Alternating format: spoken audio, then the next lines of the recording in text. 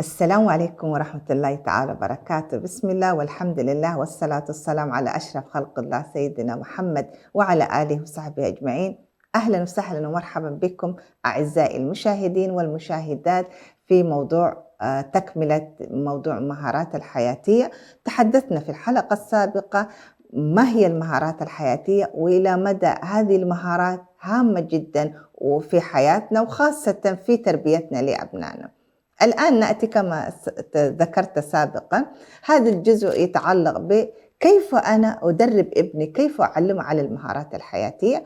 أولا نبدأ من أهم المهارات اللي من خلالها الطفل يتعلم المهارات الحياتية، وهنا طبعا أنا هنا أركز على الأطفال، يعني حركز على الأطفال بعد المهارات تخص الأطفال، وبعدها ممكن يعني حتى يتم تطبيقها مع الكبار. نبدأ مع الأطفال الصغار، نبدأ بمهارة اللعب.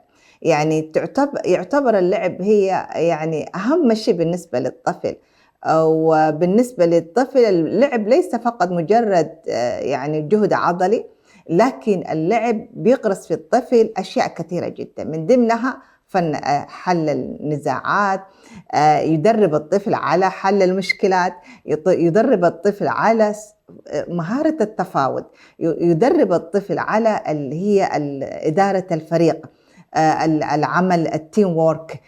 هذه سبحان الله مهارة اللي هي اللعب يعني ممكن تكون هي عبارة عن تدريب مسقر بالنسبة للطفل، لأن عندما يختلط مع الآخرين حيتعلم كيف يتواصل مع زميله في المدرسة في الروضة، كيف ينظم هذا اللعب، وتبرز فيها القيادة بالنسبة للطفل. تجد أن أحيانا الطفل اللي تقدم اللي يكون هو يشعر بالمسؤولية، هذه صفات القائد، وينظم وهو يكون يدير هذه المجموعة. هذه واحدة من الأشياء. فبالتالي نتيح لأبنائنا اللعب المنظم، اللعب اللي يكون أحيانا اللعب يكون فيه بدون ما يكون فيه توجيه، نترك أبنائنا يلعبوا، ونحن يعني من خلال اللعب نشجعهم حتى يتعاملوا مع الآخر، حتى لو حصلت أي مشكلة بينهم بين زملائهم.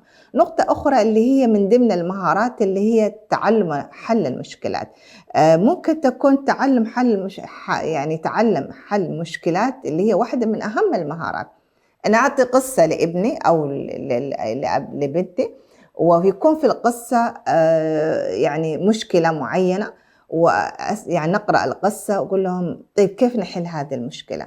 لو كنت أنت في دور البطل في هذه القصة، ما هي يعني ما هي القرارات التي تتخذها؟ هذه الوسائل من خلال القصص، من خلال أنا أعرض لهم مادة أحيانا ممكن تكون موجودة مواد من الإنترنت، لكن هذه واحدة من الأشياء اللي تمكن الطفل يفكر، يكون عنده تفكير إبداعي، لأنه زي ما ذكرنا المهارات الحياتية تساعد الإنسان على الابتكار، على إيجاد الحلول. فبالتالي من خلال القصص، من خلال المواقف، يستطيع الطفل أن يكون عنده يتدرب على مهارة حل المشكلات، ومن خلال هذه القصة ينعكس فيما بعد في حياته العامة. يعني تجد الطفل يتعلم من القصة، يطبق هذا ما تعلمه من خلال هذه القصص وهذه المواقف مع الأسرة، يستطيع أن يطبقه مع زملائه، وتكون هي يعني واحدة من طرق إنماء أو تنمية هذه المهارات. نقطة أخرى اللي هي تنظيم الأنشطة. نطلب من أبنائنا يكون عندهم جدول، ويكون عندهم يعني كيف يرتب وقته. مثلا الطفل من الساعة كذا كذا وقت اللعب ووقت المذاكرة. فهذه واحدة من الأشياء اللي تساعد على تحمل المسؤولية، تعزز فيه الثقة بالنفس، تعزز فيه إنه تنظيم الوقت. وكما ذكرنا في حلقات كثيرة يمكن موضوع اللي هي المسؤولية، وناقشنا موضوع كذلك اللي هي واحدة من قلق الاختبارات تكون فيها سبب في عدم تحمل المسؤولية، عدم تنظيم الوقت. وبالتالي أنا الآن كسبت إن ابني تحمل المسؤولية، استطاع أن ينظم وقته، استطاع أن يعتمد على نفسه. وهذه نقطة هامة جدا، يعني إنه الطفل يصبح إنه يعتمد على نفسه، ما يكون طفل اتكالي، وهذه واحدة من الأخطاء التربوية. نقطة أخرى اللي هي نعزز فيها التواصل. من خلال مشاهدة، يعني نتيح له فرصة إنه الطفل يكون عنده يعني تواصل، تفاعل مع أقرانه، مع أقربائه. وهذا التواصل أحيانًا ممكن يكون عبر الكتابة، يعني في بعض الأطفال يستطيع أن يعبّر أكثر من خلال التدوين اللي هي اليوميات. فالطفل ياخذ الدفتر ويكتب يعني كيف كان يومه.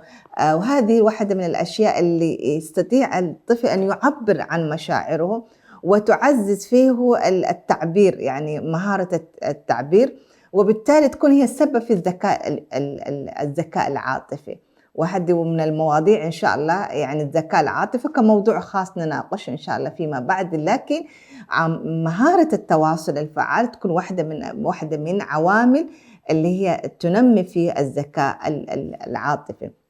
نقطة أخرى اللي هي نحن نكون قدوة، يعني ما يعني نحن نتحدث عن المهارات الحياتية، لكن نحن كأولياء الأمور، نحن كمربين، نحن كمرشدين، ما هو دورنا؟ أن أكون قدوة في إنه لو حصلت مشكلة أستطيع أن أتعامل معها، أستطيع أن أتخذ القرار المناسب، أكون أنا راكزة متزنة. يعني إذا ابني يعني يشاهدني وأنا منهارة وكأنه في مشكلة بسيطة كأنه الحياة انتهت، فبالتالي يتعلم مني كيف أنا كظمت، كيف استطعت أن أحافظ على توازني، أحافظ على صحتي النفسية، وبالتالي يتعلم يقول يعني أمي أبويا فعل كذا. وهو يعني في السن التمييز تكون القدوة والتعلم من خلال النماذج هي تكون واحدة من الأساليب الفاعلة جدا في تربية الأبناء وفي تعلمهم لهذه المهارات. نقطة يمكن قبل الأخيرة أذكرها، إنه إحنا نعرضهم للمواقف الحياتية، وأنا أشجع إنه الابن إحنا نستصحبه معانا في المراكز أثناء التسوق، ونعطيهم مجال، يعني حتى ولو على قدر يعني على قدر إمكانياتهم وقدراتهم، أعطيهم مبلغ معين. أسمح له أثناء وأنا أتسوق أقول له أنت اشتري أدفع. فيشعر هذا الطفل مارس هذه المهارة، مارس إنه كيف يتعامل مع الأماكن، مع المؤسسات، مع الأماكن العامة. كيف يعني حتى أحيانا للأسف بعض الأمهات دائما تمنع ابنها، لا عشان حتى ما يكون خطر، لا ما تلمس، لا ممنوع ممنوع، وبالتالي الطفل يظل هو مقيد. كيف يتعلم إذا لم هو يخوض هذه التجربة؟ ما حيكون هنالك مهارة أو خبرة إذا أنا دائما منعته وأحجم، يعني صار ودوره يعني يتحجم في إطار الطفل فقط يعني. فهذه واحدة من الأشياء اللي نعرضهم على المواقف الحياتية، وكثير من المواقف أحيانا مع الضيوف مع الأهل نسمح لهم إيش رأيك يا ابني قدم أفعل كذا، لأنه نحن سبحان الله يعني الآن أصبحنا نعيش في دول يمكن كل واحد ما لم نكن كالسابق، يعني كنا في أسر ممتدة، نحن نتعلم من الخالة من العمة.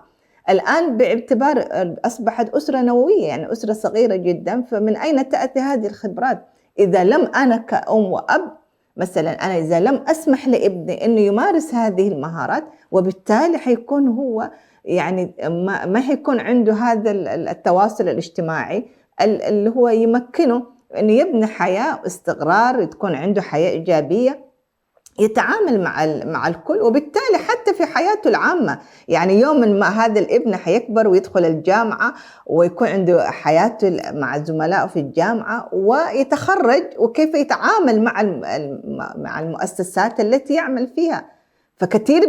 كثير من الشباب والشابات فقد وظيفته نتيجة لنقصه في هذه المهارات الحياتية، وما يكون عنده يعني حسن التواصل، ما يكون عنده التفاعل، ما يكون عنده مهارة حل المشكلة، وينهار لأبسط الأمور، وبالتالي تكون أثرت في حياته. هذه هي يمكن بعض الخطوات ذكرناها، ونسأل الله أن تكون هي يعني مفيدة، وتكون هي داعمة بالنسبة لكم وبالنسبة لنا جميعا في تربيتنا لأبنائنا. وصلنا لختام حلقتنا، إلى أن نلقاكم في موضوع آخر. نستودعكم الله، والسلام عليكم ورحمة الله تعالى وبركاته.